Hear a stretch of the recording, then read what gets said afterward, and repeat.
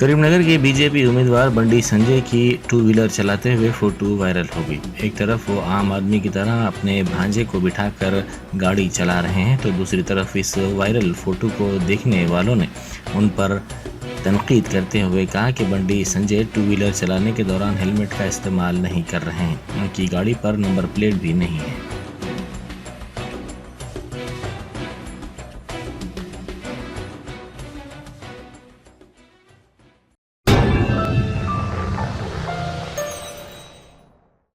Success the school के जिम्मेदारान की जानिब से लड़कियों की मेयारी तालीम और दीनी माहौल में तरबियत के लिए टोली चौकी और पुरानी हवेली ब्रांच में लड़कियों के लिए एक्सक्लूसिव स्कूल का क़याम अमल में लाया गया है। तो जल्दी करें, सही वक्त पर दुरुस्त फैसला लें और अपनी शहजादियों की तालीम के लिए सक्सेस द स्कूल का इंतखाब करें।